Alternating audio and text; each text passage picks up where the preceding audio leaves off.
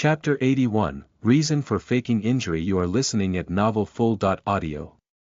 Chapter 081, Reason for Faking Injury. Observing the discouraging look on Sir Fang's face, Jun Zhantian could not help but feel apprehensive. He asked, "Old Fang, how is it?" Fang Huisheng looked at Jun Moxie with an expression of pity. He shook his head and sighed. His life in no danger, but as for the rest, they are in terrible shape. Terrible. Grandpa Jun was shocked. How terrible. Stagnant meridians, with faint signs of overexertion, his internal organs are also damaged. This, he sighed before raising his head. Did the third young master undergo a rigorously intense physical exercise just before this? In addition, the intensity involved is one that exceeds what a person's body could shoulder. Jun Zhantian felt a sense of foreboding as he replied. Yes, he had once done that for about 7 days. In fact, just the day before yesterday. There's the problem.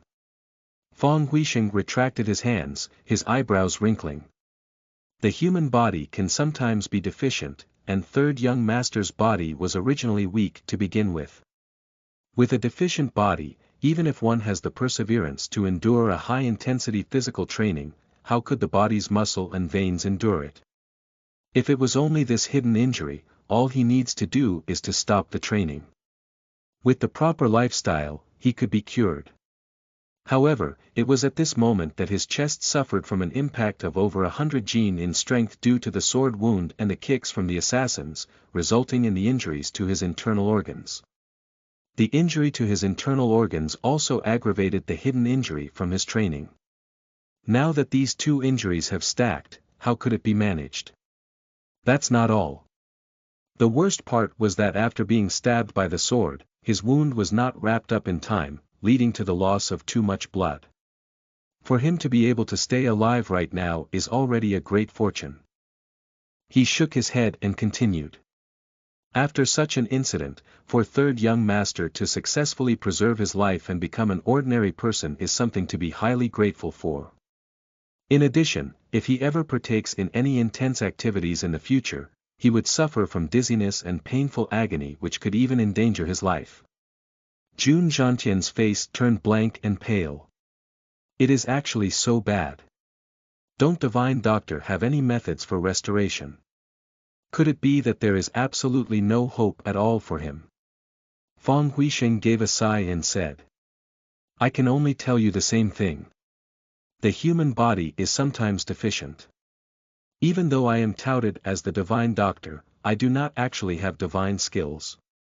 Now that all these injuries have come together, I fear that not even an immortal could do anything about it. Old Jun, you wish for your grandson to become a dragon, but that is what everyone wishes for. No matter how earnest your desire may be, one must know one's limits. As he spoke, he produced a writing brush and started writing down a prescription. Follow the recipe stated here and prepare it for him 3 times a day. Prepare it carefully and he may be able to recover a bit. As for his Xian Qi cultivation, I believe that is no longer a possibility.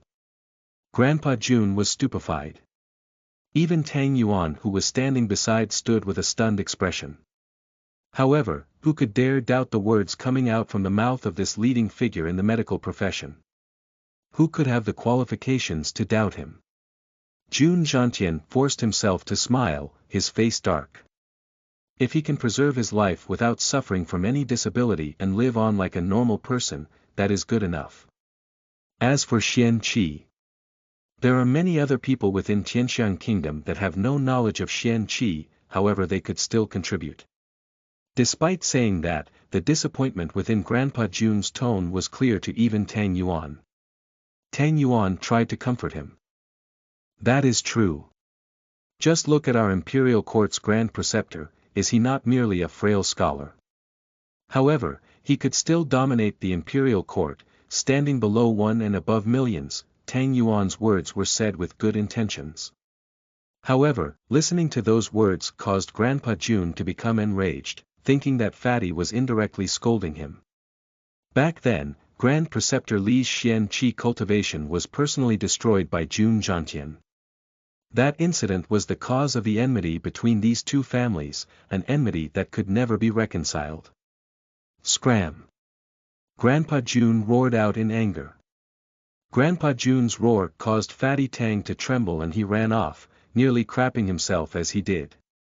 Even then, he could not understand what he did to make Grandpa June so mad. He was clearly only trying to support Grandpa June's words. Fong Huisheng sighed. He packed up his chest and started to leave. Grandpa June arranged for a few bodyguards to send him back while he himself sat down beside his grandson's bed. This action from him caused the divine Dr. Fong to feel somewhat displeased.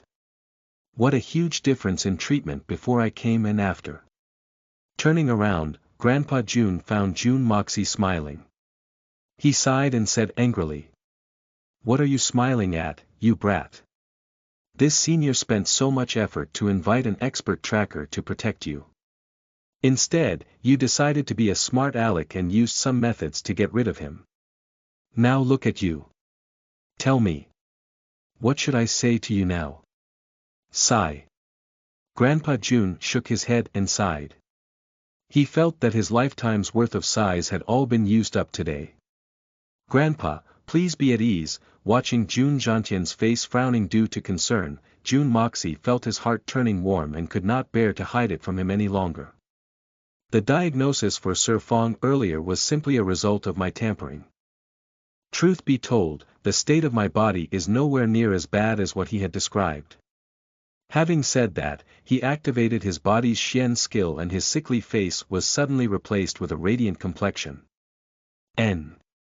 June Jantian was startled and an expression of ecstasy washed over his face. However, before the expression of ecstasy could spread over his entire face, a look of doubt appeared, followed by a look of realization.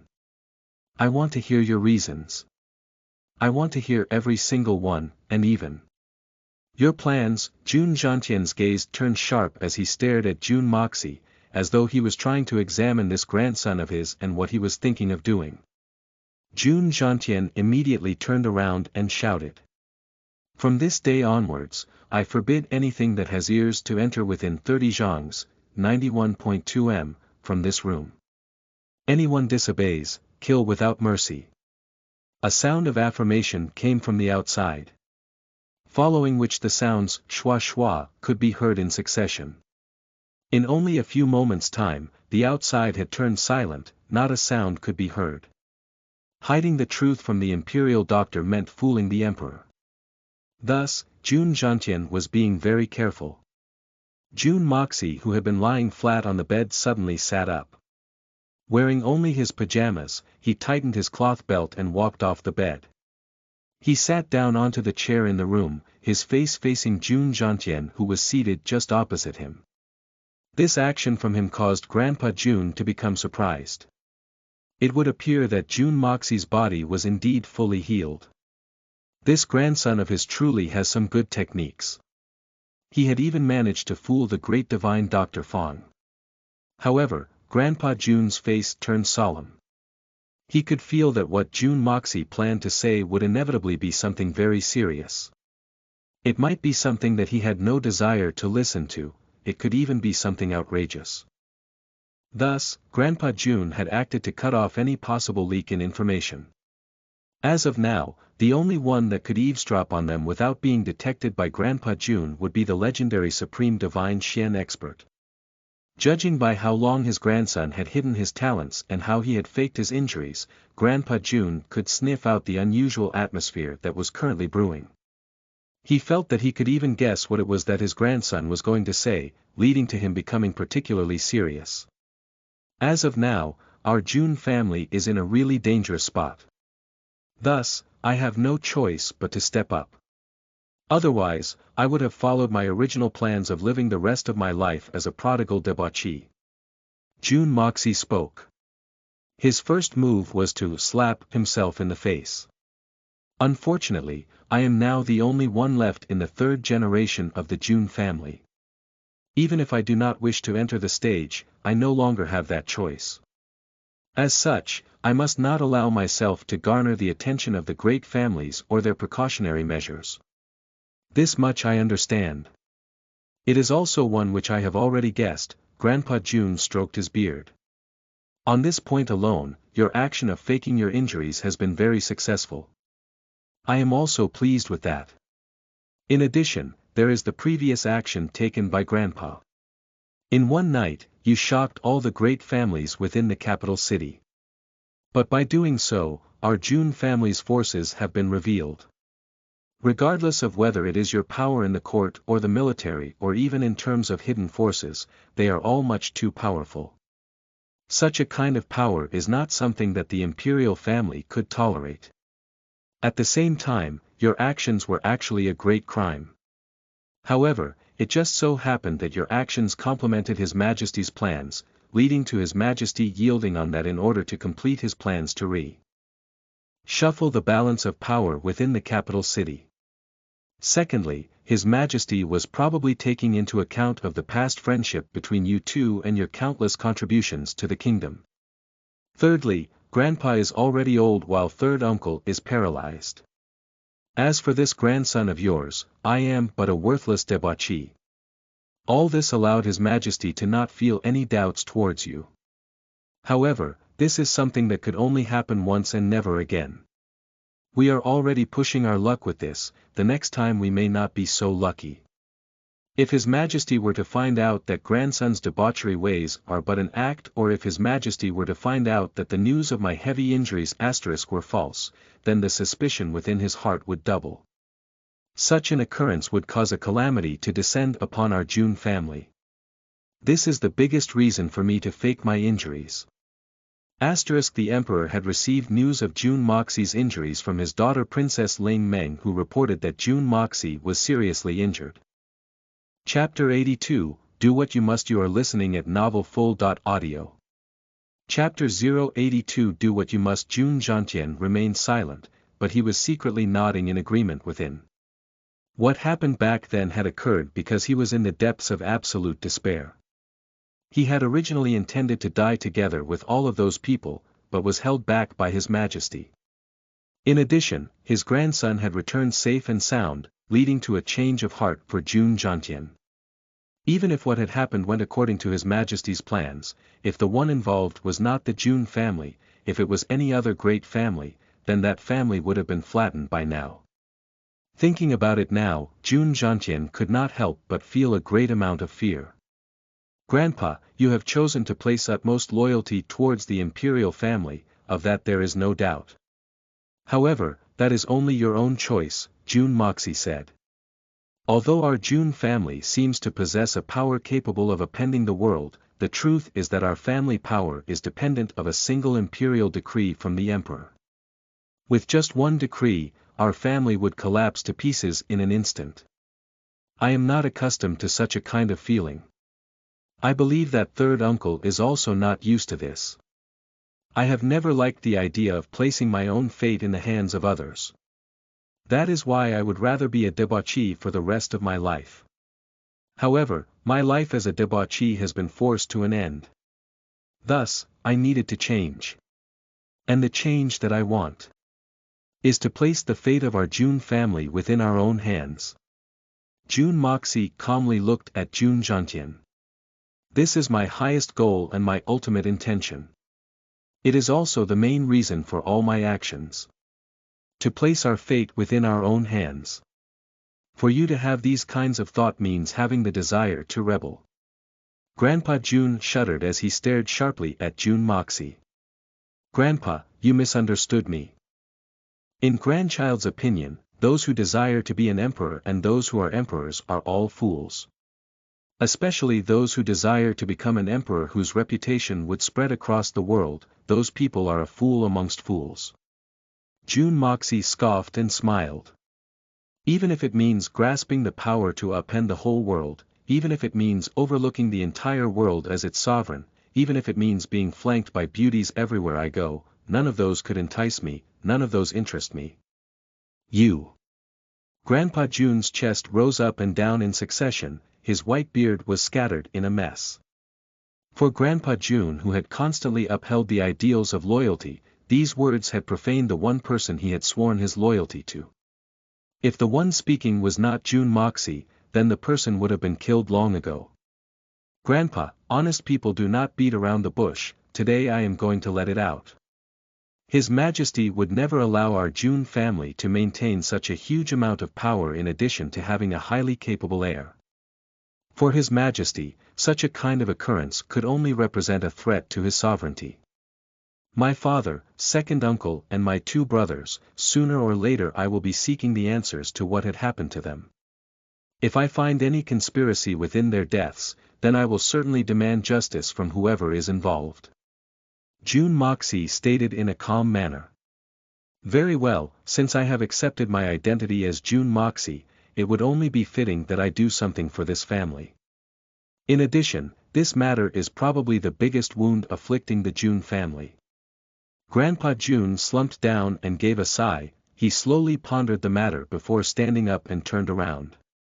Back when the first emperor was laying the foundations of Tianxiang Kingdom, he intentionally moved the great families of the kingdom into Tianxiang City and awarded them with high positions and nobility. There were two benefits to this move. First, with all the great families grouped together, the act of controlling them would also become easier. Secondly, the great families would act to mutually restrain one another, creating a balance in power amongst the great families. With such a system in place, the imperial family would be able to cope with anything that might happen and control everything within the kingdom. With the exception of the Yi family that was removed years ago, the current Tianxiang city has the Jun family, Li family, Dugu family, Murong family and Tang family serving as great families, each located in different locations of the city, each holding on to a mutual understanding of non-aggression.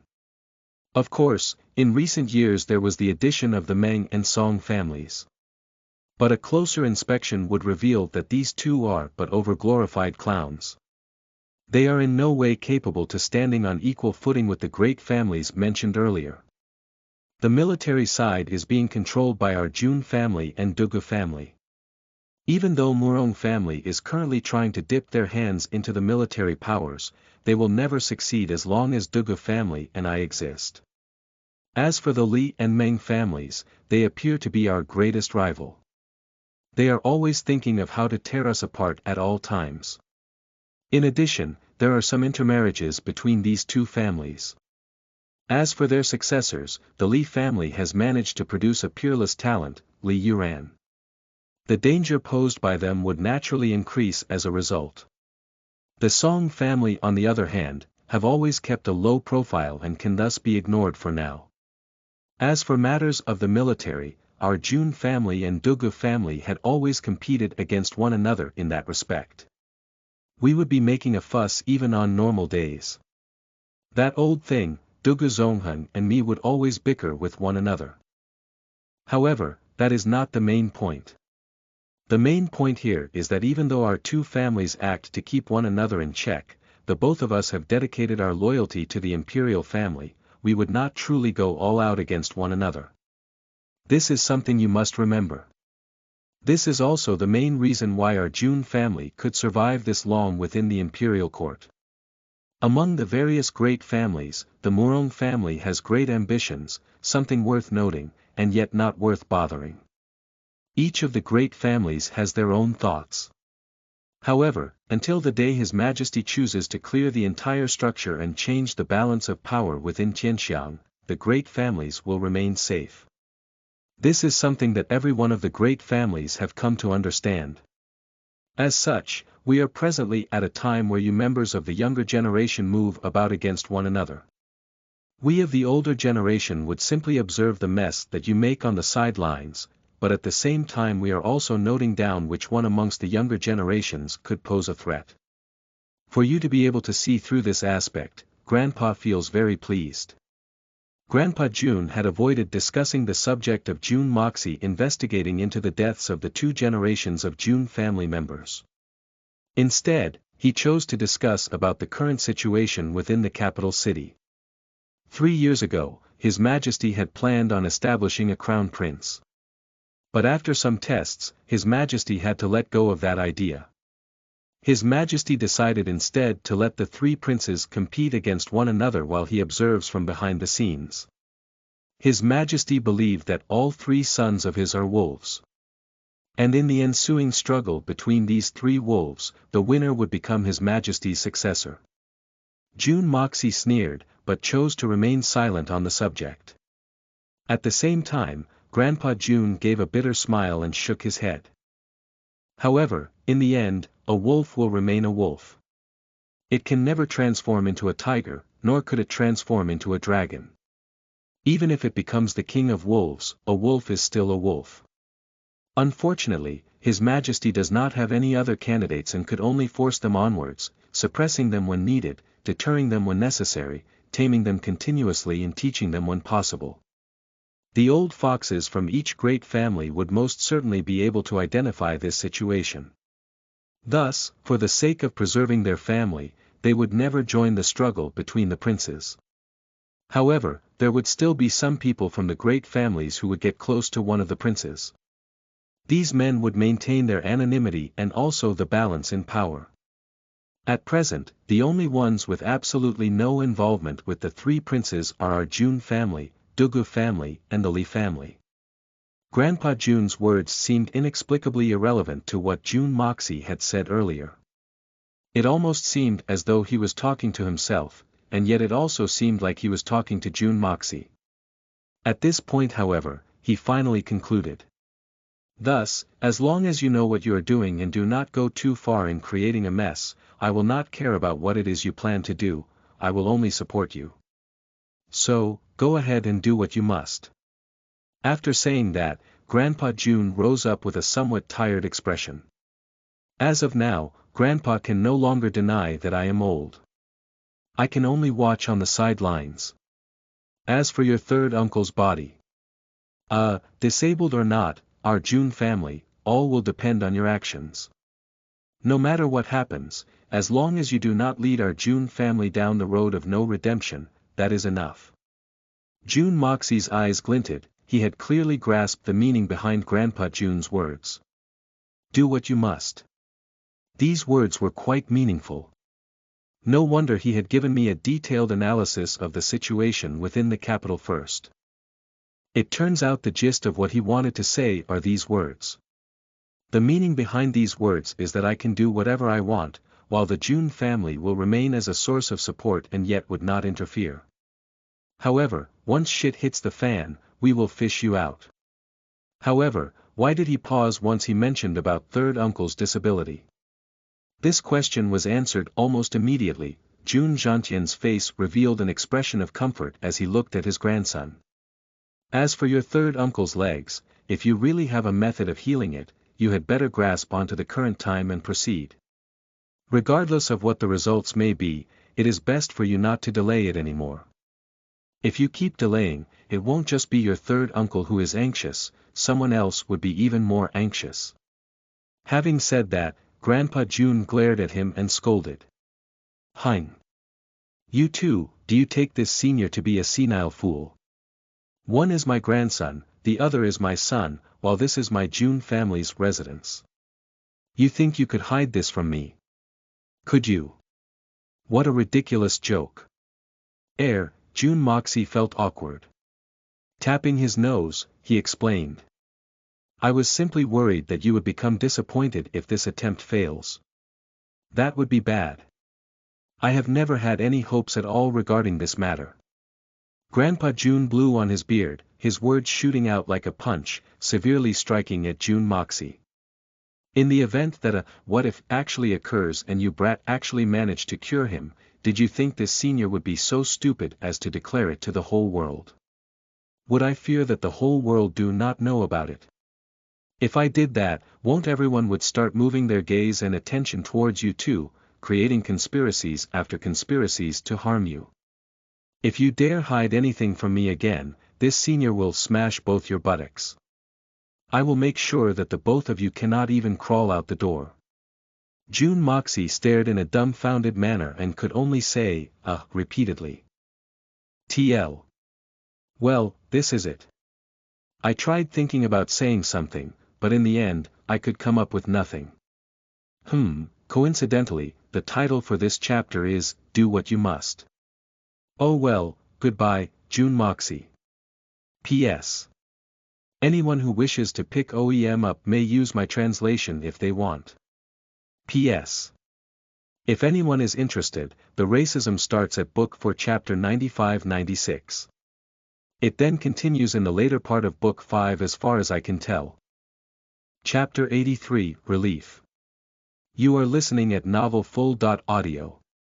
Grandpa June face spark a slight smirk, with hand behind his back. He walks outside. Once out the door, that happy face of his soon became flat, like the surface of still water. People that saw his face became silent. From what the servant saw, Gramps' face seems empty like the bottom of a pot. Young third master's injury can't be healed, even if he's not a disable, it won't be far away in the future. Tang Yuan arrived home and reported his trip to Grandpa Tang. Gramps becomes upset instantly. The June family, full of generals and heroes, their sole heir can now only walk the road of a civilian, such a shame. As for the sudden anger outbreak of Grandpa June, Tang Yuan hesitantly explained, Grandpa Tang also became anger, idiot. Don't speak of things that you don't have no knowledge of, Li Shan that bastard, because that your June Zhantian broke his dantian so he. Scram. Tang Yuan knows that his bootlicking already wet though and reached the ankle, so he turned his head and ran out. Not even a day have passed, the June's family third young master, June Moy's news have been spread across the capital. Recently some times ago, there were rumors stating that the capital's #1 debauchery, June Moy, young master June turn over a new leaf at home. Every family that heard this news couldn't believe it, because this rumor is too shocking. Even some families started to investigate in secret, investigating the root. June Moy is not scary, he is just a debauchery, but what's scary is that the June family will produce a capable heir. Now that's a big problem. Forward to the present, new information have been spread out, a lot people let out a sigh of relief, even letting the information become a joke in a start of a conversion. A debaucherous young master suddenly turn over to a new leaf, and repenting for his actions, then training for a few days, and then injuring himself in the process, almost turning himself into a disable, used to have some Xian Qi cultivation, now all gone. Isn't this the funniest thing in the world? As for the authenticity of this information, no one suspects a thing, because it came from two sources, the medical checkup results, and Tang Yuan as witness.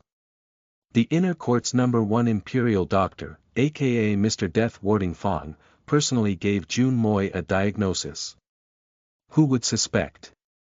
Those that suspects are just lying to themselves, these nobility family which doesn't have illness and wounds.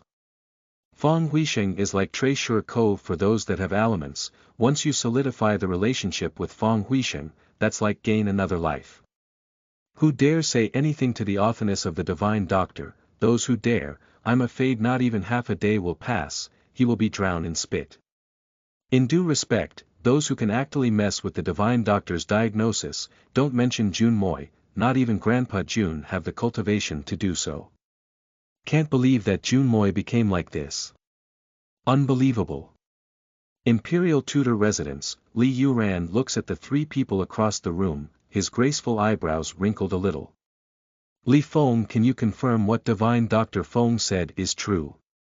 I can confirm it. Outside came a hoarse old voice. Imperial Tutor Li Shen excitedly came in, facing his grandson. Imperial Tutor's face is full of joy. June Zhantian, you old bastard, you have your days of glory, but your June family is destined to decline. At this point, not even immortals can change that. June Moy walking the civilian life, not to mention, he being a speckle of mud on a wall doesn't help, even if he is a heavenly genius.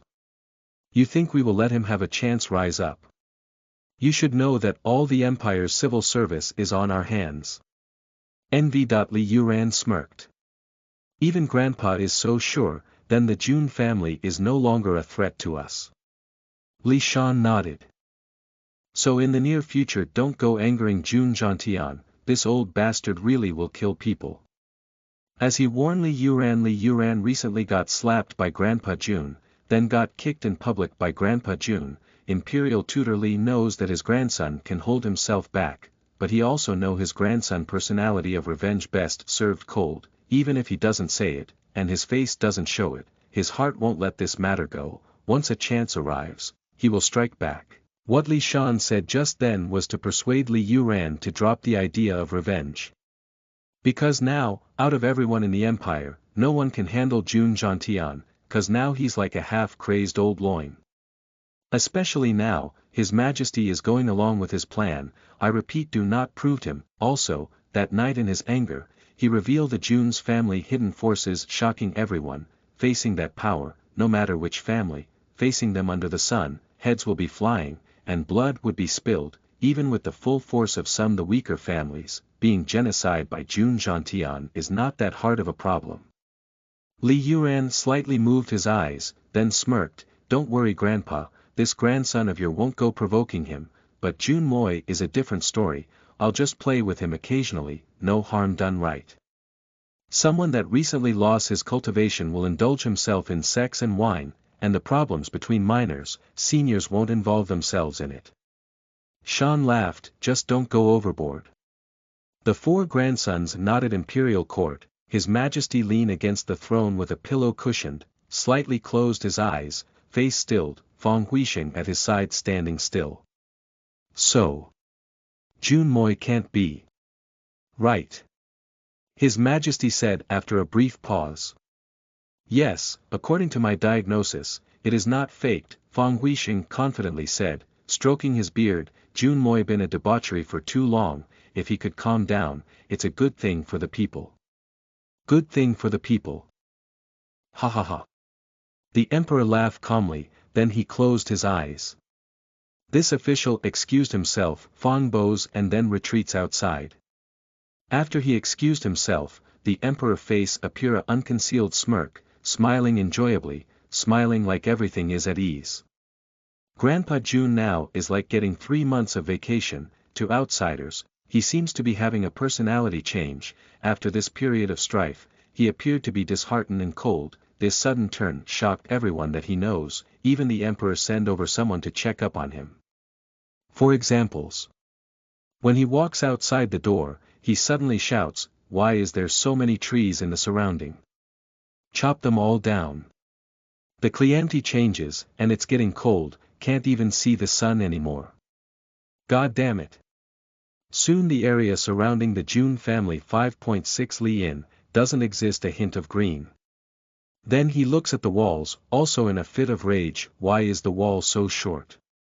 Even a common burglar can jump over and enter at his leisure, increase the height for me, then the 20 feet wall double in height, then who knows where he got barbed wires from, he then ordered the servants to install 5 feet high, now even birds have no courage to rest on top. Again, either he grew tired of watching his disabled grandson, or he started getting high from do all that construction, he then built 2 more courtyards in his courtyard, same repeating the same process, surrounding it and barbing it, locking his grandson in the middle courtyard, while adjacent on his left is Jun Y's courtyard, and to the right is Guan Qinghan's. These 2 courtyard, its surface area is not small, taking up half the Jun villa, the other half, Grandpa Jun seized for himself. Occasionally you would hear things break from within, even the servants are afraid to speak loudly. Chapter 84, Gramps' New Course of Action. You are listening at novelfull.audio. Side note, positive reviews and comments, sorry I couldn't to all comments, just came back from work, thanks for support, now to rush out a new chapter, for those that wants to contact me anything related to OEM, please be free to address, just a minor email. But please don't contact me for anything else thanks. A few days later, Grandpa Jun suddenly have the interest to build a tower in the middle of Jun's family villa. Flower viewing courtyard, uprooting countless famed flowers, now stands a towering building with a total of 7 floors, then at the top floor he built an outpost, monitoring the surrounding area. Whenever he is free, Grandpa Jun often takes his subordinates and strolls around nearby officials' buildings surrounding the Jun's family back and forth. You may also hear the sound of horse hoofs and battle cries during late night training drills. But all that training don't matter to Grandpa Jun. Within a few days, officials within the surrounding have been shook afraid, soon they couldn't take it anymore, sold their property and moved out. Before anyone could move in, Grandpa Jun released an order to raze all the empty residences to the ground, leaving flat plains. With nothing else to do, he also made the villa's guards follow the regular army training harshly. Leaked information coming from the June family servants also states, whenever Grandpa June have nothing to do, he always drink himself till he is pissed drunk, forgetting his troubles. At his actions, everyone can empathize, whoever saw a ray hope, then it gets extinguished suddenly, no one can take that feeling. It's a good thing that Gramps' tolerance for alcohol is good, so that he won't escape and become an alcoholic. In fact, everybody understands. Already feeling despair and no future for his grandson, then suddenly seeing hope for his grandson, turning over a new leaf and repenting. Having that speck of hope, and then having been told that your grandson has been killed all of a sudden. Feeling joy from that lingering hope, then extinguished, feeling despair, and renewing that hope when you found out that your grandson is still alive. Before you can even celebrate that your grandson is alive, you found out that your grandson lost his cultivation and became a disabled. Isn't fate just screwing around with people intentionally? Such dramatic twists, even when presented to someone with a strong psyche, if they don't go delirious from this, they are someone to be admired. If this were to happen to me, I would have collapsed a long time ago, can't even stay sane, or in a better emotional state than Grandpa June. Poor old thing, being pranked like this by the heavens, not going crazy is already a fortunate news, joke's on him, as long as I don't get played all is fine. Pretty much everybody is thinking the same as the next one down the block, even the emperor have the same mindset. Within the courtyard of the June family, Junmoy smiles joyously, and fill a cup of wine for Junwui, liquor clean as water, fragrant to the nose, clear to see the bottom, letting any that smells it go into a state of intoxication. Moy, I can't believe that you have this ability, this wine is really peerless without equal. The wine I drank in the past is really just garbage. Junwui took a small sip, and then closed his eyes, feeling intoxicated. In the next corner, four muscular martial artists wielding iron hammers, pulling the bellows, doing blacksmithing, fiery flames turning silver white in color, letting the metal piece inside burn to a crimson, then taking it out, while their nose sniffs the air filled with the fragrance of the wine, their arms hammering away, their body filled with sweat. But the metal piece doesn't seem to have any changes occurring to it, its hardness reach unimaginable proportion. Young master said, as long as we hammer this piece of metal to a state that is to his satisfaction, everyone will be rewarded a pot of wine. Gosh, this fine wine, not even the emperor should have tasted it. Just this alone allows the four drunkards put their life on the line for their work. Peerless wine. This is just child's play. Unless we have to, drinking that damn liquor you call wine every day is really unbearable. Junmoy drinks his wine elegantly, closed his eyes, and with interest said, third uncle, it is said that the first time Grandpa drank this wine, he got drunk. I heard. He did get drunk. Junwui frowned and said, don't talk behind your elder's back. Moy rubbed his nose, enjoying the moment, not backing down. He asked, when Gramps got drunk, it is said that he also started singing. And he also stick his head in a pan of cooked pork head. Damn brat. Looking for a beating. Why don't you shut up about it? Why didn't you say that this wine is this strong? Junwui said amusingly with displeasure, your grandpa not looking for you for a beatdown is already a good thing, he has to wash his beard for the whole afternoon just to clean it. Oh. Junmoy grinned. Grandpa's tolerance for alcohol sucks. Let's not discuss this anymore. Junwui feels this topic is uncomfortable. This is his father they are talking about. How about you? Shouldn't you be preparing as well? A frown appeared on Junmoy's face. He raised his cup and drank like he is drinking to bury his problems, releasing a long sigh. A few days ago, Grandpa June's mind is filled with worry, because Junmoy's Xian Qi cultivation is too low, and he couldn't find anyone to spar with him, and he's worried about information leaks. Suddenly he had the bright idea of having Guan Qinghan to spar with Moy. This move began his journey to hell. In fact, this is just to prank his precious grandson, who let him hid his intentions for so many years. Definitely needs a beating. Junmoy feels really helpless, facing his sister-in-law that didn't get married. He shouldn't just insta-kill her right. But if he doesn't subdue her right away, he will be the one taking the beating. Even if his art of unlocking heaven's fortune is mysterious, he only start cultivating it about 2 months. How could it be a match for Guan Qinghan, who started practicing Xian arts when she was young? Also, she is about to achieve a breakthrough to silver rank. Throwing his skills as killer away, and using his own strength to fight with her, there is no difference because he trained as a killer. Truth to be told, Guan Qinghan doesn't want anything to do with Moi. Facing Jun Moi makes her really uncomfortable from the heads up to the toes down, but she is reluctant to reject Grandpa Jun's request, so she came over once, but unexpectedly she got high from this request. Abusing this guy, the feeling is just very comfortable to say, especially when there isn't any more lecherous stares from Jun Moi's. This, which put Guan Qinghan on her guard, lowers the uncomfortable feeling coming from Moi in the past. Also, there is another reason that makes her want to come over, which is the new type of wine that Moi brewed with fruits, very sweet, just stronger than the average wine. Its taste just like heaven, you can't find it outside anywhere. She liked it the moment she drank it. Coming over to give brother-in-law a beating, fanning out her anger, also in the process getting 2 pots of fine wine as reward, with no consequences, especially when Grandpa Jun is encouraging her to abuse Moi more. Every day 8 to 10 times is not considered enough. Now who wouldn't like this job? Sigh. Jun Moi gave a long sigh, then he suddenly remembers something. Third uncle, the herbs for the medicine that I asked you to find, any luck? It's already a long time, pretty sure you should be done collecting them. Jun Wui gave sigh, intestinal cracker flower, common heart grass, and persistent severing root. I have collected a good amount, but that blazing meridian lotus I haven't have the slightest news about it.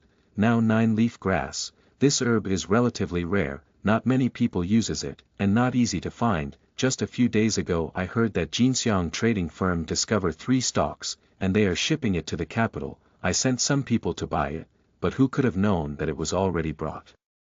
Someone brought it.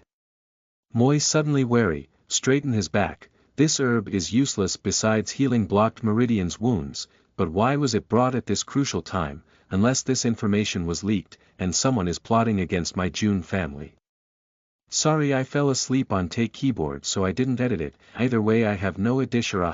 So tired from work, but enjoy the late chapter. ZZZZZZZ, Ming Tian Zai Jian, left email on top if you want contact me, but please no spams or anything else not related to OEM. Thanks. Chapter 85, I Really Can't Fight. You are listening at novelfull.audio. It was bought. Jun Mo Xie warily asked. He sat up straight and said, unless it were for healing blocked meridians or injuries to the meridians, one should not need this herb. But, how is it that, now, at this critical juncture, it was bought? Was it because someone from our residence released the information and someone is trying to plot against us? It is unlikely, shaking his head, Jun Wui remarked. The fact that the Jun family has been looking for this herb is known by only a few, and even fewer know that it is me who has been looking to obtain it. It is impossible for anyone to make a connection with us purchasing this herb to the fact that it is crucial for my recovery. Alas, it is only a fateful coincidence. Don't tell me that is the will of the heavens attempting to hinder my efforts to restore my health and heal my injuries. Jun Mo Xie frowned and bit and started to pace around in the room in an unhurried pace. Just like in cooking, there are 5 flavors, namely sweet, sour, bitter, spicy, and salty. It is possible for numerous ingredients to bring out a similar flavor, but it would be possible for me to find a suitable replacement for this herb to concoct the medicine. It's exactly the case with this medicine. If I replace it, the effects of the medicine might be at a lower level and in the worst case, lacking in the requisite strength and nothing more. But yet, to make a medicine which is not optimal. Third uncle, I would like you to order your men to find out who was it that stole this herb away from us. I have already launched an investigation into this incident. But, this happened just recently and not much time has passed since then. Hence I have yet to uncover more details on the buyer, Jun Wui said with a light smile. He did not seem in much of a hurry, and to comfort Mo Xie, he said, third nephew, it has been so many years since I've lived like this. It does not matter to me much if my recovery is postponed by few more months. It's all good. It's all good. Jun Mo Sie's face grew solemn and he lifted his cup to slowly sip wine while seemingly in a dazed state. It was as if he was pondering something and Jun Wu-yi had no clue what this scheming nephew of his had immersed himself in. Jun Wu-yi decided not to disturb him and proceeded to entertain himself and enjoy the amorous wine. Suddenly, the sound of footsteps could be heard approaching the room, breaking the tranquility within the room. Hearing the familiar footsteps, Jun Wu-yi broke out into an involuntary smile. Guan Qinghan slowly walked in, dressed from head to toe in a pretty, white dress. She looked just like a snowflake, wafting in with a beautiful appearance that seemed to be extremely pure. But as she slowly neared Jun Mo Sie, he felt a huge pressure weighing down on him as if a massive iceberg was pressing down on him. Not only that, this tender-looking sister-in-law of his let out such a cold aura that one could feel their bones freeze up till their very marrows. When people would look at this beautiful woman who had skin like jade and with such a cold disposition, they would even feel her heart had become cold a long time ago. As for the sparring sessions with Guan Qinghan, Jun Mo Sie had tried to protest against this arrangement many times, but it was to no avail. Jun Mo Sie knew his own fighting capabilities and it wasn't that he had a lack of skill. In fact, when talking about skill in which one could kill his enemies, in his previous world, if Jun Mo Sie claimed that he was second, no one would ever dare to claim to be first. But, this was something that his grandpa did not know and he wanted to keep this secret from him. So, despite all his attempts to avoid the daily spar, Grandpa Jun had firmly rejected him. Especially on the first day, when Grandpa Jun observed the absolute abuse that his grandson faced in the hands of his granddaughter. In law, he left saying only one sentence. This sentence simply was, "I am extremely satisfied. Continue to beat up this brat to an inch of his death without any mercy." For Jun Wu-yi, today would be the first time he would get to see his nephew beaten up. For this past month, this nephew of his had always been outsmarting him each time, leaving him extremely frustrated. Hence, Jun Wu-yi had absolutely no intention to let this opportunity to vent his anger and frustration on his nephew escape. After all, such perfect opportunities were few and rare. I really can't keep fighting with my sister-in-law. I don't want to keep up with this pointless charade and get beat up every single day. Also, it's extremely embarrassing to get beaten up by this beauty all the time. So, what do? Go all out. I don't know how to hold back and I attack with the intention to kill. Impossible. She is my sister-in-law. Although she does hate me, this alone can't justify her death if I kill her, right? Also, the one she hates is Jun Mo Sie and not me. That lecherous bastard sure deserves this and even some more. There are some things that a man should never do. Unless a man has an enmity with a woman to the point of no return where it would only end with one of their deaths, one should never lay a hand on a woman. By deciding to not use vicious methods, the evil monarch did not have many ways to deal with his opponents, especially when facing opponents like his sister-in-law who had a cultivation far above his own. Having a much higher skill in martial arts when facing such opponents, even if they would give him a handicap, the difference in strength was something that Jun Sie could never overcome using wits and tactics alone. This made him whine constantly. Guan Qinghan stood there motionless, looking as if she was a lovely snow lotus flower. Refined, lofty, and unattainable, but at the same time, she was also aloof, cold, pure, and noble. Can we not fight today? Jun Mo Sie made a pitiful expression and continued, I can give you 2 more pots of wine as compensation. What do you say? No. Guan Qinghan glared at him coldly. Her fine hands, which seemed to be carved out of jade, shot out in front of her and they glowed with a blackish color. 9th level of Xian Qi. Are you ready? Guan Qinghan looked at Jun Mo Sie with an apathetic look within her eyes. There was neither anger nor joy within her expression. She just simply viewed him as an extremely durable sandbag. Bah! If not for the wine that I give you, would you be as enthusiastic about this? Heavens that you don't actually spar with me. All you have found is a justifiable reason to beat me up. I truly am unable to fight back. Ready. June Mo was extremely furious. June Mo's plan to conceal oneself deeply and hide their true potential surely had a positive effect, and this was the cause of Grandpa June's hope. But, it also had a negative effect along with it. The grandson of his hiding his abilities from him certainly made Grandpa June extremely unhappy, and this sparring session with Guan Qinghan was completely arranged by him to get revenge against him for hiding his abilities. Or to put it into better words, open revenge.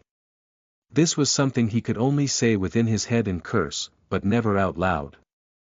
The most annoying thing was that he had more than enough means that were required to deal with this puny woman, but he could not use them as he had to restrain himself.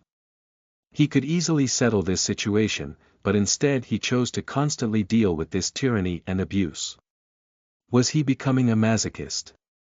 The most tragic thing in all this is that I don't know when Grandpa will end this punishment. If admitting something could end this punishment, I would honestly say 3 words to Grandpa: I am sorry. If this punishment had a deadline, I hope with all my heart that it is the very next second itself. Just as June Mo was letting his imagination run wild, he unexpectedly saw a light, soft, snow-colored hand which was covered with chi, flying straight at him. This punch, seemingly out of nowhere, was actually Guan Qinghan cheating in order to finish up the task of beating this brat up in the shortest possible time and then carrying back 2 pots of his fine wine to drink in leisure. She had little interest in spending any more time that she had to with this perverted guy. Although this guy's behavior had seemingly changed recently, it could very well be him trying to put up a front. No matter, she had no interest in spending a second longer than she had to with him. As the fist came flying forward, making a whistling sound in the air, her muscles were also making a light noise along with her moments. Pa pa pa. It was just akin the sound of the light, falling rain on a summer morning. Very compact, crisp, and sweet. Jun Woo-yi only raised his cup of wine, savoring its taste and watching the scene being played out in front of him. He couldn't help but laugh when he saw the disparity in strength that was being displayed in the spar. Father's idea for punishing third nephew is truly wonderful. What? As Jun Woo-yi was leisurely thinking, his eyes suddenly constricted. His earlier expression of boredom and casualness suddenly turned into a solemn one. His gaze was firmly fixed on Jun Mo and he did not even bother to put his cup down. Jun Mo's sudden movement caught his complete attention. Before Guan Qinghan had thrown a punch, she had also planned to follow it up with a decisive kick. These 2 moves were performed one after the other in an almost fluid motion as if it had been practiced a countless number of times. But, in the face of these moves, Jun Mo's body slightly made a small turn before his elbow shot out. Just as this happened, Jun Mo retracted his elbow back and then, at the very next instant, he was knocked to the ground by the punch. Kick combo. This small action seemed extremely insignificant and also obscure, but Jun Woo-yi was someone who had been a general and had faced countless of enemies on the battlefield. To him, this was an extremely thrilling observation. In the battlefield, one had to pay an extremely high attention to his enemy's moves. Even a second of carelessness could result in instant death. Jun Mo's subconscious reaction to Guan Qinghan's move, although it was quickly pulled back, who was Jun Woo-yi. He was an Earth Xian Qi rank expert. He could clearly see every move of Jun Mo and he clearly saw that elbow was directly aimed at the larynx of Guan Qinghan. If Jun Mo had followed through with that move, it surely would have been Guan Qinghan's doom. What was more important was the timing of that action. It was placed exactly between the interval of the 2 moves. One should know that Guan Qinghan had been practicing cultivation since she was a child and her moves were performed almost at the same time. The almost fleeting moment between those 2 moves was practically insignificant, but it was still a flaw in her move. Jun Mo Xie had capitalized on such a small flaw that barely existed. If he had actually carried out the move, Guan Qinghan would have had no opportunity to react to this unpredictable blow that was timed perfectly with her only flaw. Chapter 86, Terrible Instinct. You are listening at novelfull.audio. Please give a big round of thanks to Jeff, Steve, Maurice, GSI and ADF.ly.p for sponsoring this chapter. Due to the huge gap in cultivation that existed between Jun Mo Xie and Guan Qinghan, even if Jun Mo Xie managed to hit her anywhere else on her body, he would most likely be unable to cause her any injury.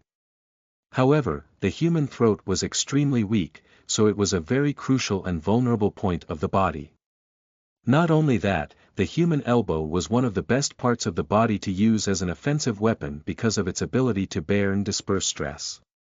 By striking the weakest part of your enemy using one of the strongest parts of your body, it is definitely possible to overcome an enemy that is much stronger than you. Especially in this case since it was simply a one-hit kill. This single strike was enough to land a fatal blow. So, Jun Wu-yi was extremely shocked and surprised. Was Mo Xie really so clever? Or maybe it was just a simple coincidence. Jun Wu-yi cleared his mind and watched the spar in front of his eyes with concentration and rapt attention. He carefully watched each and every move that was made, and though it seemed like move after move would only hit Mo Xie and serve to beat him up, in Jun Wu-yi's eyes, a completely different scene was being played out. Just before each of Guan Qinghan's moves would hit Jun Mo Xie, Mo Xie's body would make slight actions and all it needed was put force behind it, and that would have been enough to kill Guan Qinghan. Sometimes, this occurred more than once between her moves. Jun Wu-yi stayed silent and carefully observed the scene in front of him. This move, Mo Xie dodged to the right and has clearly raised his middle finger a bit while forming a fist. If you trace where that is pointing towards, that is, Guan Qinghan's brain. That was another one of the weakest parts in the human body. This move, the position and movement of Mo Xie's knee. The action is sharp and swift. If he had not retracted it in time, it would have hit her vagina. Another fatal weakness of the human body. Heart. The temple. Spine. After that, the eyes, throat, ears. Guan Qinghan seemed extremely spirited and happy at the fact that she got to beat up this perverted brother-in-law of hers. Jun Mo Xie was trying to strenuously avoid her moves while moaning and groaning, but Jun Wu-yi, who was watching from the side, was completely stunned while sweating in fear from head to toe. While he was sweating profusely, Guan Qinghan continued on with her onslaught of blows without stopping at all. Every few moves, Jun Wu-yi would slightly cringe with fear on the side. With his superior eyesight and knowledge, he could easily see the danger in which Guan Qinghan was in with each passing move. The pitiful Guan Qinghan, who had unknowingly faced death a countless number of times, was still enthusiastic about beating up Mo Xie without a clue of what could have happened to her. Jun Mo Xie was constantly releasing a subtle killing intent, so it was understood by him. Plainly horrible. Even Jun Wu-yi, who was an Earth Xian Qi realm expert, with all his powers of concentration could barely keep up. This. Just like the saying goes. Like father, like son. A dragon would not birth a sheep, and an observer who could see this would be scared to death. He did not even dare to interrupt this delicate, little game of death. Lest his own words prove to be a form of distraction to Jun Mo Xie and he accidentally lose control over his concentration, leading to Guan Qinghan's death. These movements of Jun Mo Xie were too sharp and fast, so even if Jun Wu-yi's legs were intact and perfectly functional, he still would be too late to stop the inevitable. Finally, it was only after Jun Mo Xie was knocked down 10 times before Guan Qinghan decided to come to a halt and did not continue to pursue him any further. From start to end, she had not said a single word. Without talking much, she simply picked up 2 pots of wine before she left for her own courtyard. Also, she had no expression of anger, her face was precisely the same as before. Extremely cold. In spite of all that intense action, she did not have a bead of sweat on her while Jun Mo Xia looked completely beat up. This task for Guan Qing Han was practically one of no difficulty. After all, he had a pitiful cultivation level, so it was quite reasonable. Jun Wu Yi stared blankly at the departing figure of Guan Qing Han while his mind was still reeling in shock. According to his calculations, in the earlier fight, if it was a real life or death battle, Guan Qing Han would have died at least 47 times by now. And every single time, Jun Mo Xia actually forcefully withdrew. What kind of a frightening battle strength was this? A person who was at the 4th level of Xian Qi was capable of fighting with a person at the 9th level Xian Qi. Not only that, this person was also about to break in the silver Xian Qi realm. To overcome the level and realm difference and to still be able to fight on an equal grounds, would this record be broken by his nephew? No, it was already been broken by him. And the most terrifying part was that all those movements by Jun Mo Xia were instinctive reactions and were completely controlled by his subconscious. But, what he did was actually forcefully withdraw his strike each and every time. What did this show? What did this mean? Jun Wu Yi was completely drenched in cold sweat. This showed that the act of killing had already been ingrained to his very bones, so he could make these moves even if he was completely unconscious or asleep. Even without thinking, even without considering, he would be able to attack naturally by identifying the enemy's weakness and issuing a fatal blow. Killing was already an instinct. Only in this way would such be the case. How many people has he killed to hone this skill and perfect it to this extent? Even Jun Wu Yi, who was a veteran of many wars, was afraid to think any more of this matter. He was used to seeing blood and gore on the battlefield caused by the soldiers, experiencing numerous assassinations of cold-blooded killers, but all of those people had been personally trained and raised. Even then, those people with so many kills under their belt were quite insignificant when compared to his third nephew who could act without even thinking that he had never seen someone who was so adept at killing. Monster. There were no simple strikes within his moves. Each move would have only resulted in death. Killing had been completely melted into his bone until it had become his first reflexive action. And this terrible, cruel, demonic monster who was so strong was actually his nephew. The one the whole empire had termed and recognized as a waste. Jun Mo Xia. Jun Wu Yi groaned and slowly closed his eyes. What the hell am I seeing? I must surely be dreaming. If it's a nightmare, please let me wake up from it quickly. Nightmare. If Jun Mo Xia can have such powerful strength, why would it actually be a nightmare? It was at this moment that Jun Wu Yi remembered that Jun Mo Xia had urged his father to stop the sparring matches by saying, "I am truly unable to fight. The grandson of the general cannot fight." At that time I heard these words, the first reaction that father had was to kick his ass severely and then point at the door screaming, "Get the hell out." At that time, when I also happened to hear these words, I almost burst out laughing. It was simply too funny. Unable to fight, of course. It cannot just be understood as an inability to fight, but it might also be thought of as. And now completely understood the real meaning behind those words. Jun Mo Xia was unable to spar. He would kill. There was purely due to the extreme killing techniques incorporated onto his blood, soul, every inch of his body to every inch of his bone, muscle and every nerve.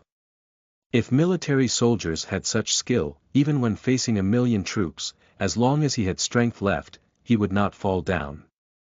And his enemies would become nothing more than a pile of bodies which could be lined up to form a mountain. If assassins had such techniques, it would only give rise to the rumors of the mysterious killer in the continent. Whichever person had that kind of skill could transform it to preserve life and usurp death. To such a person, killing was already in habit. An instinct or a pinnacle of art and even a supreme achievement. Just like a grand master artist would be able to blend in all what they see and capture the feelings within, a martial artist could also do so. This was the dream of all warriors and assassins, but no one had ever been able to reach the pinnacle of killing. However, Jun Mo Xie, his nephew, could do it. Was that even likely? Jun Wui had a lot of questions that he wanted to ask. Where was it that this brat learned to kill? How did he even practice? More importantly, what did he practice? Jun Wui felt that his nephew was so mysterious and he was unable to see through him.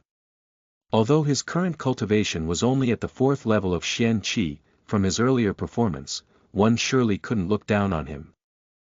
Chapter 87, Getting to the Bottom of the Mystery. You are listening at novelfull.audio. Jun Mo Xie calmly patted off all the dust on his robes as he slowly got up and sat down lazily on the chair. The injuries he suffered were practically insignificant to him and they really weren't even worth mentioning. The art of unlocking heaven's fortune was running at full power and rapidly healing him. After all, Guan Qinghan did not really mean to injure him or attack with killing intent. The injuries he suffered were just superficial. Suddenly Jun Mo Xie felt something and looked up to find his third uncle, a veteran of countless battles, looking at him up and down with a shocked manner. His eyes betrayed how horrified he felt, and if one looked deep into them with scrutiny, they would find that they contained a hint of fear, a trace of surprise and even a flash of awe. In the end, how is this possible? Jun Wui stared with his eyes almost popping out and continued, who was the one that taught you such skills? A person of the legendary Supreme Divine Xian rank. Jun Mo Xie was startled for a moment. Then, he understood what had actually happened and broke into laughter. After a long while, he raised his cup to drink the wine in one go and said, to have honed such a skill, one must have the heart of a killer. Jun Mo Xie said smilingly. Third uncle, is the real question you are trying to ask how many people I have killed to reach my current state? From the look on Jun Wuyi's face, Jun Mo Xie understood. His shrewd third uncle already had seen through his instinctual actions. Even though they had been suppressed in a timely manner, there would still be an action no matter how small it was. Perhaps Guan Qinghan could be fooled. Her strength was too limited and her insight was very lacking. But who was Jun Wui? With his high level of Xian Qi cultivation, experiences from numerous battles, and the opportunity to observe the fight from a third person's perspective, how could he not see the truth? Jun Wui grunted and snapped at his nephew, Mo Xie. During war, in the battlefield, enemies take each other's lives and that's the natural course of order. But you have never joined the army and were still able to learn to kill in such an effective manner. How is this possible? This ability of yours is not possible unless your hands are completely drenched in the blood of countless people. Jun Wuyi's trembling voice became angrier. You have always been inside the royal capital. Did you use civilians to achieve this?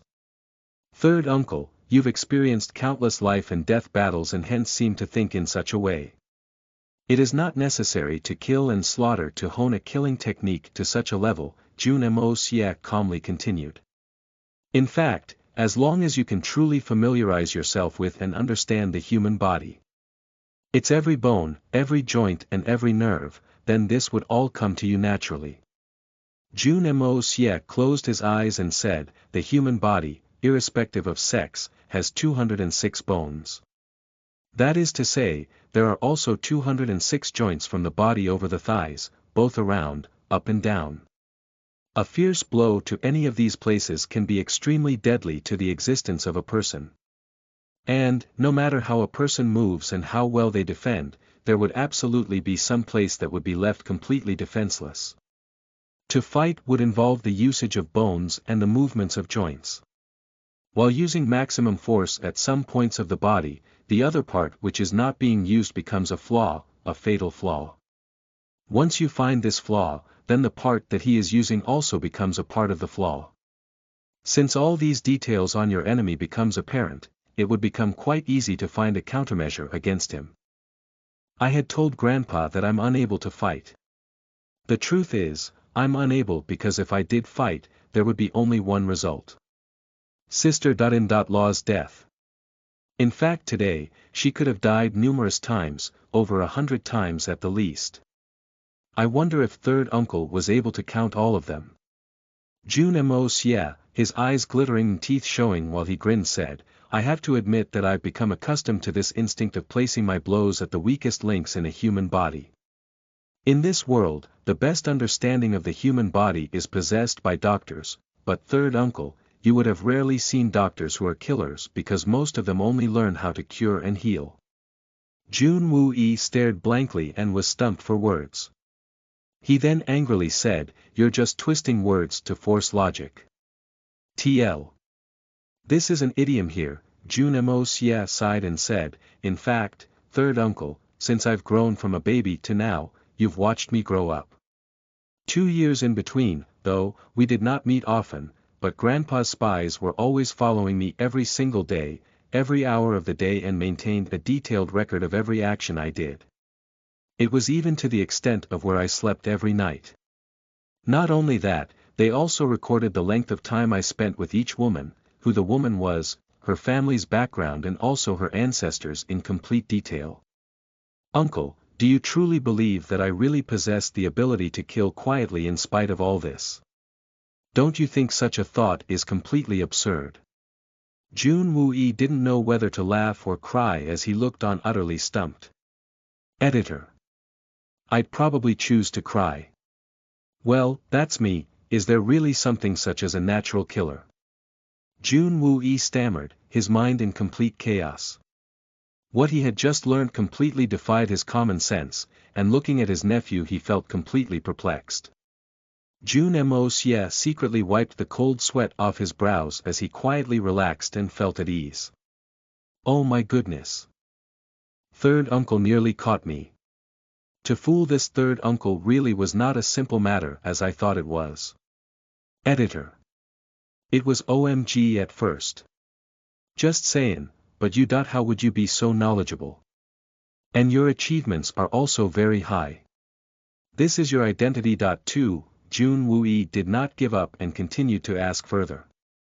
Uncle, ever since your nephew came to this world, I have never killed anyone, Jun Mos said deeply, and within his eyes, one could see a hint of loneliness and longing. This was a look of absolute sincerity and honesty. This expression was too real, and anyone who would see this would feel that he had said the truth, the absolute truth. This was indeed the truth. But the words that Jun Mos said, ever since your nephew came to this world, he was not referring to Jun Mos rather Jun Xia, the evil monarch. At this point, the little lowly maid walked in and bowed down cutely before saying, Third young master, there is someone here to see you.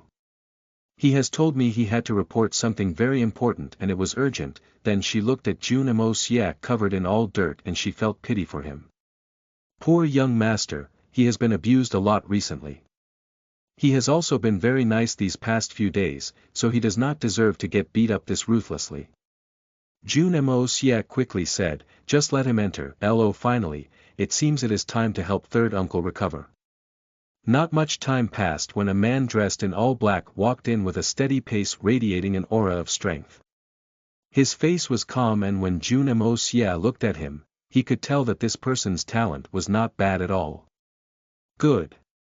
Very good. General, we have identified the person who bought the 9-leaf grass. Who is it? Jun Mos and Jun Woo-yi simultaneously asked.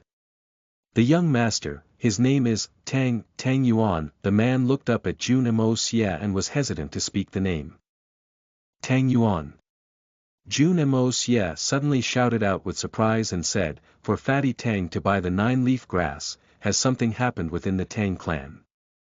I do not know this, sir. For now.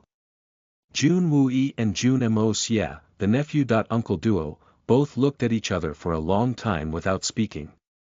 The messenger bowed down and quickly left the room without making a sound. The information was not leaked. Jun Woo-yi mused softly. I suppose not. Jun Mos replied. His eyes twinkling, and then, he frowned. But why did Fatty have to buy this herb? Mos thought for a moment and said, Third uncle, I remember you had said that the discovery of this herb led to 3 strands of it. Yes. So, I just have to get Fatty to spit out the other 2 strands of the herb for my use. Jun Mo Siek gasped deeply and thought. Fatty Tang had lost a lot of things during that gambling bet and he had saved his ass. If he didn't cough out these 2 strands of the herb, he would ensure to make Fatty run faster than a rabbit. The fat bastard would still be getting it off cheap. Jun Woo-yi let out a faint smile as he looked at his legs, revealing a faint trace of emotion. Finally, I only have to obtain one last medicine. The Blazing Heart Meridian. Chapter 88, I do not have the herb, you have it. You are listening at novelfull.audio. Chapter 88. I do not have the herb, you have it. My goal is just a step away now. Jun Woo-yi felt his heart beat faster with excitement and eagerness to know the outcome of the treatment. Without further ado, Jun Mo Xie immediately left to pay a visit to his beloved friend, Tang Yuan. He was afraid that the idiotic Fatty might have wasted the herb or spoiled it. If he had to personally find the herb again, it would cost the Jun family both time and money, not to mention the mental anguish and the ginormous effort required for the search. As for matters such as these, the longer one delayed, the more prone the situation was to turn into misfortune. Placed on a sedan, stretched and laid back, third young master Jun Mo Xie slowly arrived at the Tang residence. He came to the door only to be greeted by the sight of a big round meatball-shaped human walking out from within the residence wearing a skin-colored gown. Today, Tang Yuan, the Tang clan's young master, wore a dress which was characteristic to his physique to such an extent that very few would find something amiss if rice was served in a bowl with him as a meatball dish on the side plate. Brother, how come you came here today? Has your body completely recovered from its injuries? You probably came over because you were stifled and bored and wanted to play with your brother, right? Tang Yuan looked at Jun Mo Xie with a pleased look and his voice contained a hint of concern, but one could plainly see the joy and sincerity within his actions and words. I came to see you, Jun Mo Xie lifted the sedan's curtain and continued. What, are you going out somewhere? Yes, I'm going to the magnificent jewel hall to enjoy and bid on a few items. There is actually some good stuff there today. Grandpa let me go to have some fun today. Tang Yuan reached inside his robes and bought out a big stack of bills and money. He whistled and clapped in excitement and his face was lit up just like a laughing Buddha. This time, I was in fact ordered to check things out properly and look out for some exquisite items. I was even handed such a huge pile of money. Jun Mo Xie, I say that we both go there and bid together, what say? I don't believe you'll pawn your wife this time, right?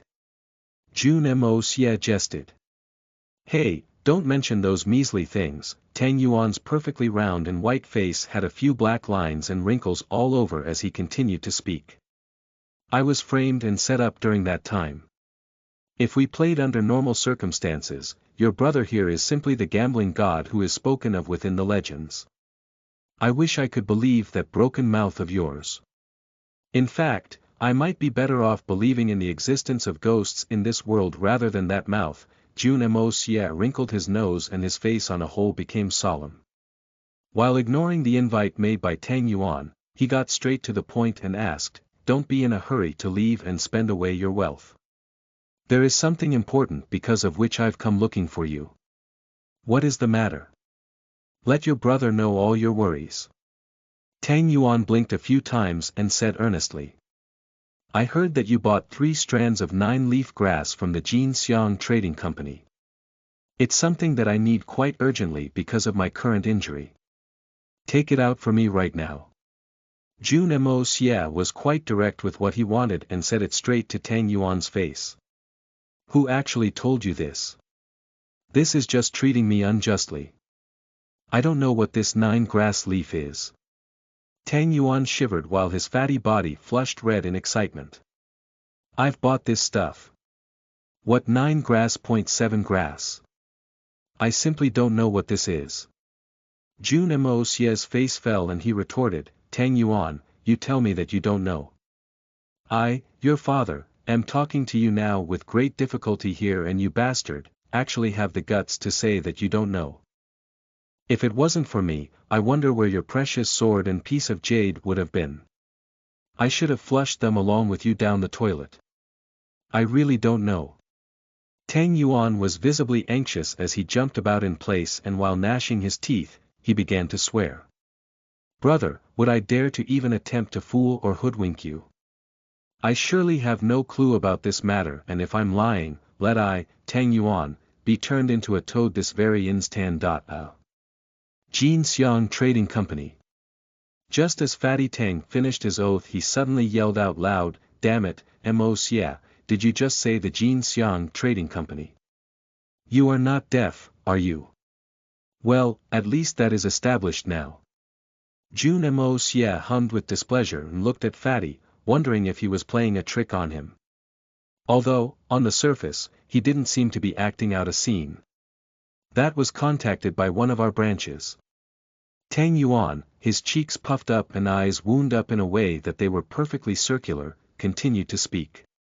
I gathered all the precious herbs that I could find, and with the help of Grandpa, I even procured a lot of them from places far away from here. I actually bought all of these for you, that is. I plundered every chemist's shop to collect them in a box and sent it over to your family's estate. Talking continuously without pausing, Tang Yuan continued, there were a lot of herbs that I had found and packed all of them together in the boxes that I sent over. I have no clue to what in the world were the exact contents of those boxes. Anyway, if you're telling me that I actually bought all of this 9-something herb, it would surely be in your house inside the box. Jun Mos lightly coughed while speaking. Didn't you just send some 100 gene hoist or something? TN, 100 gene hoist is Viagra. You guys are 16, ed so soon. Editor. The image is very disturbing, but I wonder, can you destroy a builder using only your family jewels? Brother, it isn't your fault. Your brain is probably very confused, right? Tang Yuan rolled his eyes while continuing to speak. I sent a lot of things to you. Actually, the things were divided into 2 layers, and in the first layer, within the hundreds of herbs were many which have amazing qualities, but not so rare. It was beneath them that I hid all the precious and rare herbs that I had to spend an extensive amount of money to acquire. Before I could explain everything to you, I was actually scolded by your grandpa. I was even worried about the herbs getting spoilt without being taken care of properly. Brother, those were something which I had to strengthen my heart to part with. Then, Fatty Tang concluded, so, I do not have the herb. You probably have it. Jun Mos reeled from shock after learning this and almost fell of his sedan. He pondered for a while before letting out 3 words from his mouth, I have it. Suddenly he held no more interest in interacting with Tang Yuan and wanted to head home as soon as possible. In case the box really did form molds and the herb got spoilt, it would be the most terrible outcome. Damn, this Fatty causes a lot of trouble. Editor. I support Fatty. Who was the smart assassin that got rid of them? Tang Yuan pulled a long face and said, what are you so anxious about? You're still recovering from your illness and rarely do come out. Since you have finally come out, let's go to the magnificent jewel hall together. I heard that they have a lot of good things over there today. You and I can go in and take away all the good stuff. Fatty then pulled out a sheet of paper while licking his fingers to twist open the paper. Then, he pointed at the contents, shouting excitedly, look, jade ornaments, jade glass flowers, seabed jade coral. These are all extremely good items. I don't have the time to horse around with you. Jun Mos rested back onto his chair, but just as he said those words, his head turned back reluctantly and then suddenly stared back at Tang Yuan before swallowing a mouthful of saliva, which made him seem like he was swallowing a chicken's egg whole as he made a noise, and suddenly said, well, sure. Let's go to the hall together and see what we 2 brothers can acquire at that place.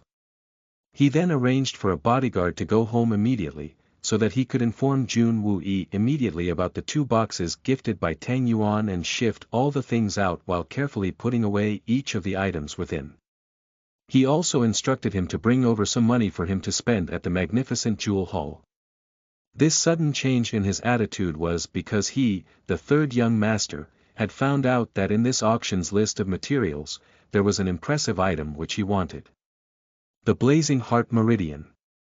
Fu *K. This is really beyond being lucky anymore. It's like being blessed by the heavens themselves. Coming all the way over here was not a waste of time after all. Magnificent Jewel Hall. It was a place which could even make the majority of the Tianxiang Kingdom's highest officials dream in fantasy and go crazy. It was a place which was for the consumption of nobles. This was Tianxiang Kingdom's largest auction house, but it was much more than a simple auction. In the kingdom, to find the best treasures, it would be an extremely tough challenge which would almost never succeed even in decades to come. However, whatever treasure you could think of, this place would certainly have it. As long as you had enough money, even gods and demons can be your slaves. These words, whether in Jun Xie's past life or the present, were very suitable. Food, drink, playthings, killers, robbing tools, mysterious beasts' hide and fur, superb magic weapons, the best decorations, and even men and women as slaves. One could find everything. It was too much. You just had to think about it and it was impossible not to find it. Just after walking into Magnificent Jewel Hall, no matter how luxurious your original lifestyle and how rich you were, you would realize that you still lacked many things in life. One would realize that there were many things that they had yet to try.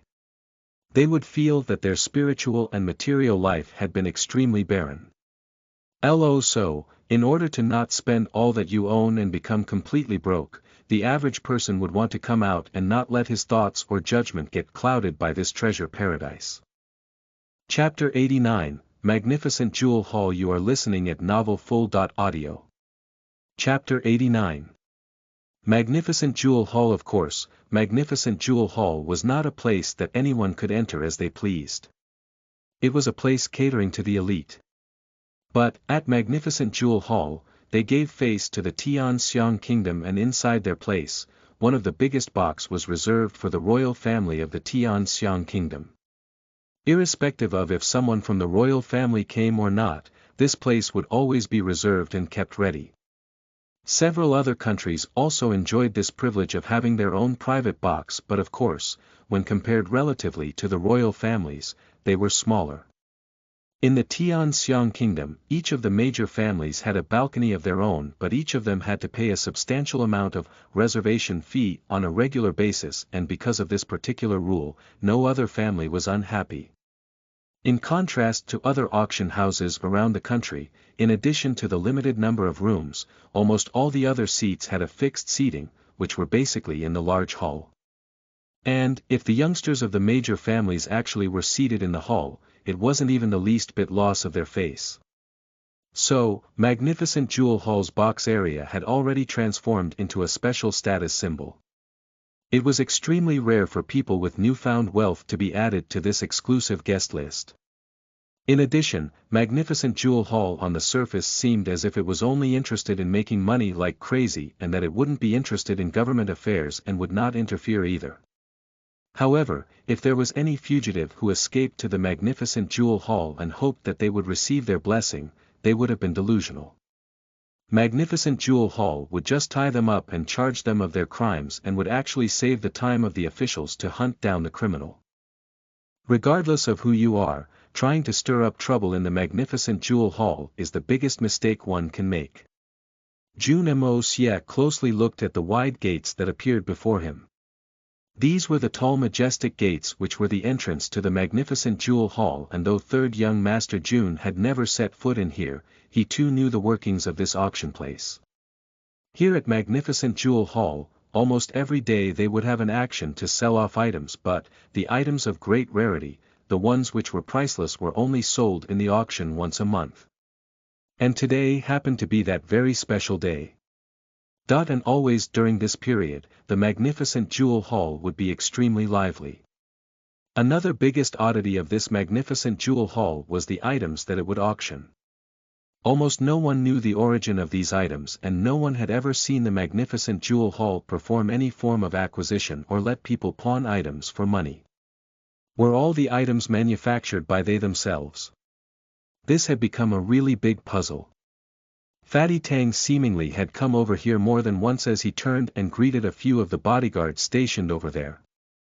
Jun Mo Xie followed Fatty and left behind 8 of his bodyguards to collect money from the others he had sent over to his residence while the rest moved in with him. As Jun Mo Xie was walking, he suddenly frowned.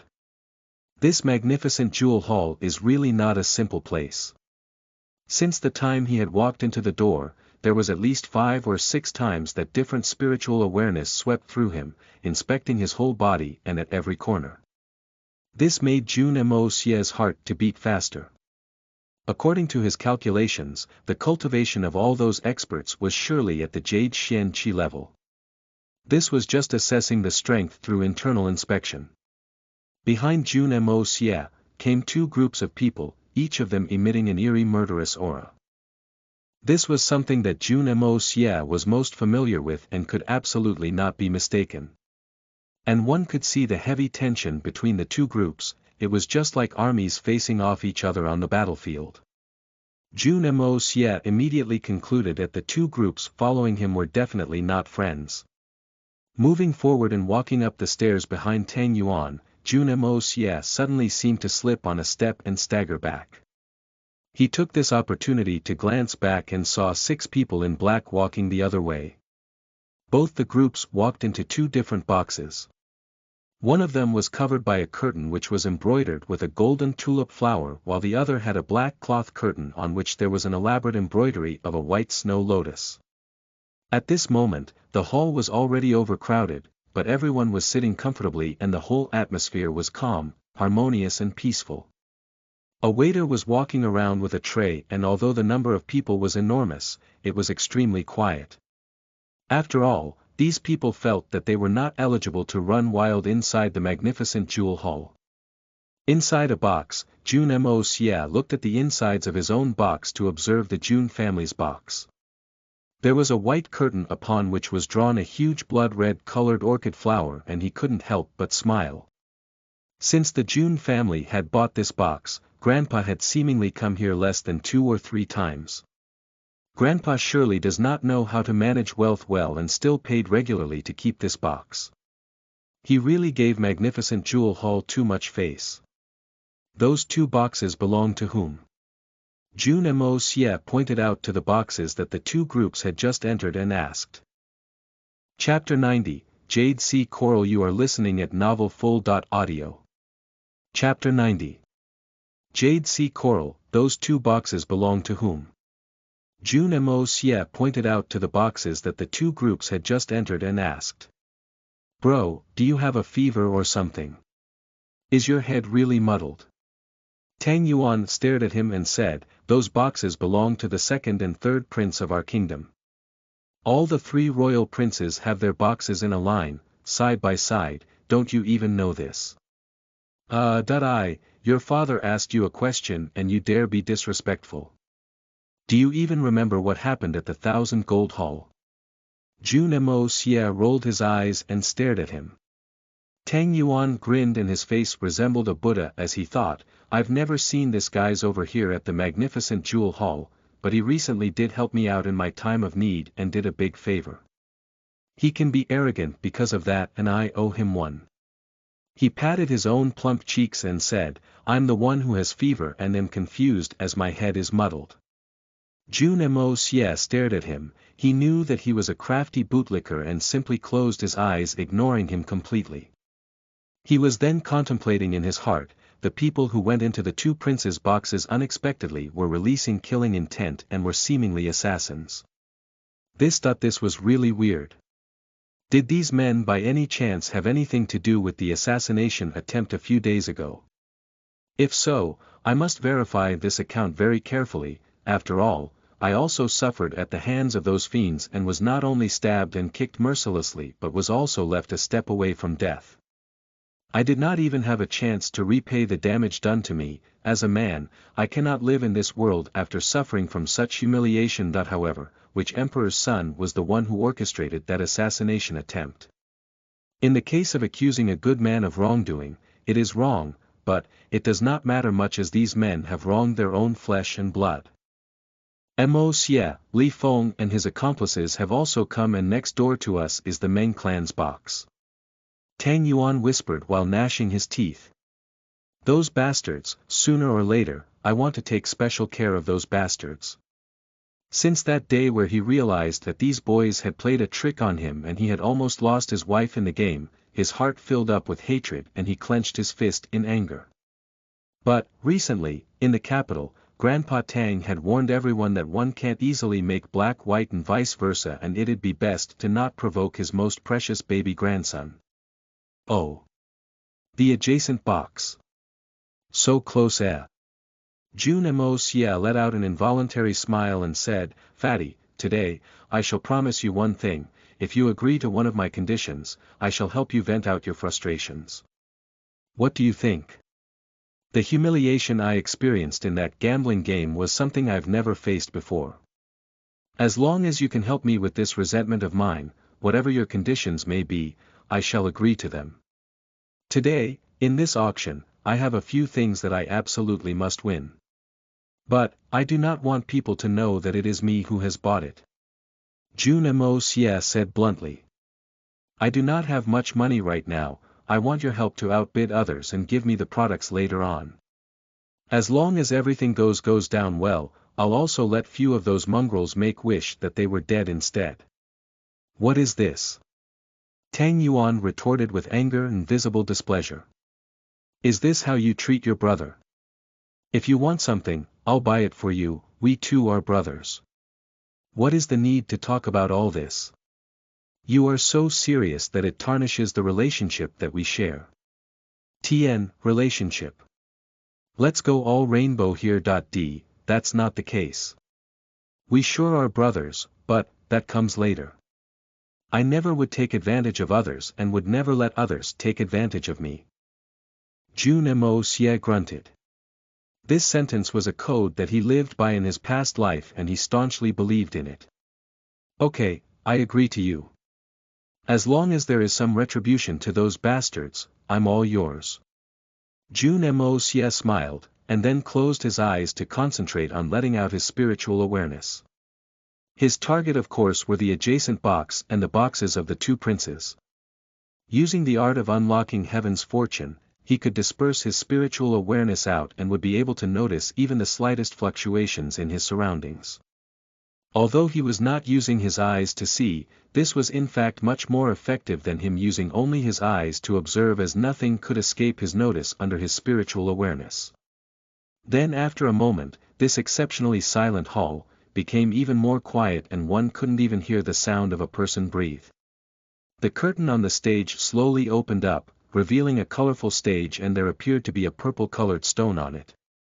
This was inlaid with hundreds and thousands of colorful precious stones, and light was shining and reflecting off this, completely covering the stage. When people glanced at this, they would feel like they've entered a dreamland and feel extremely comfortable in an ethereal state. The whole look was magnificent to the extreme. BDNV, an old man was standing in front of a purple table and behind him stood two dazzling women holding a tray. The two women were wearing a silver-colored body-fitting dress, and as a man would lay their eyes upon them, they couldn't help but have nefarious thoughts within their brains, irrespective of how strong-headed they usually were. Under the bright lights of the stage and coupled with their stunning innate beauty, they did not look like humans but rather like two fairies who had descended from the heavens to grace everyone with their presence. After a few polite words of greeting, the old man did not continue to bother with the pleasantries and immediately came down to business without beating about the bush. This man was this auction house's seasoned veteran. He knew that no one was interested in him expressing his thanks, or his greetings and welcoming message. All they cared about was him to drop his hammer down and begin the sale of items. The first item for auction is. 6 consecutive items were auctioned out. Though each one of those can be considered as rare and exotic, but most of them were merely decorative items. These items were something that June Mo Xie was obviously not interested in. In the adjacent room and the boxes of the two princes, also displayed an extreme lack of enthusiasm when these items were bought out and there was no noticeable activity. These items, all of them fell into the hands of some rich businessmen seated in the halls down below. But, going with this trend of sky-high prices, June Mo Xie felt somewhat weary. After all, the Burning Heart Meridian, although rare, it is just another herb with good healing abilities and decent efficiency. It is not a particularly life-saving herb and could not even be placed on the list of top-ranking herbs. But, if this trend continues, by the time they bring out the Burning Heart Meridian, I'm afraid it will fetch an astronomical price. TN. In traditional auctions, the items were bought out in the ascending order of the value they might fetch. How can this be? Don't tell me that I'd have to employ some other trick. To make up for things, his guards had bought back a few million taels of silver. June Mo Xie frowned thinking of all this. Suddenly, June Mo Xie felt some discussions happening in the room with the Li and Meng family members with his spiritual awareness, and he opened his eyes to look at Tang Yuan and said, "They really want whatever is next it seems, and both of them want the same article." Moreover, the Li family seem to be more interested in it and are looking quite concerned. June Mo Xie could clearly understand from the fluctuations in their room that the people in the room were experiencing the feelings of being elated, anxiety and excitement. It seems that the next item is something that they've long waited for. The next article of this auction, I believe each and every one of you have heard of the jade sea coral. The amethyst and mixed corals are something which we have seen and cannot be considered as truly being rare, but the strain of jade sea coral that we have here today is something which has appeared for the first time in the Tianxiang kingdom. Even in the whole continent a few might have seen such a high-grade coral, at least until today. This old man here has never seen such a precious treasure. The old man smiled gently and the silver-clad girls behind him walked forth, carrying a tray in their hands. With a slow action of their hands, they unveiled the tray, which was covered in a red silk cloth which made the whole hall sit at the edge of their seats and await in anticipation. "Fatty, those guys want this stuff. Make the starting price as a big one and immediately shout it out. Do not give anyone else an opportunity to bid at all." June Mo Xie smiled and called out. With his spiritual awareness spread out, he could clearly feel that when the jade sea coral appeared, those people's hearts heated up quite a bit, and combined with the fluctuations that he felt earlier, he was completely sure that their trip to the auction house this time round was simply because they were determined to win this piece of jade sea coral.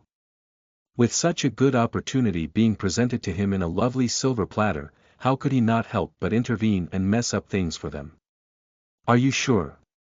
This stuff, if we bought it, it is at most a beautiful decoration piece." "Ah!" Tang Yuan exclaimed with eyes becoming completely round. "I'm sure." June Mo Xie nodded his head and continued, "Rest assured. There is no need to worry." Tang Yuan without the slightest bit of hesitation said, "Understood." He never even took a moment to consider if what June Mo Xie said was reliable or if he had hidden intentions. Tang Yuan chose to directly believe his brother completely and unquestionably. As the red silk cloth came off, the whole body of the winterberry-colored jade sea coral was revealed in front of everyone's eyes, and it issued a crystalline brilliance but at the same time gave off the effect of being extremely soft and delicate. The coral was a foot in breadth, 3 feet in length and was 4 feet in height. Such a large piece of jade sea coral, even if it was of the ordinary kind, it would have fetched a lot of money, not to mention this rare winterberry one. "Tien, Ross, did you order that winterberry one?" Face with tears of joy, winterberry jade sea coral, a foot in breadth, 3 feet in length and 4 feet in height with the earth element force. When placed at home, it would help in the process of cultivation of Xian Qi and also strengthen your spirit. The starting price of this would be 120,000 and each increase in bid is to be of 10,000. Please place your bids now.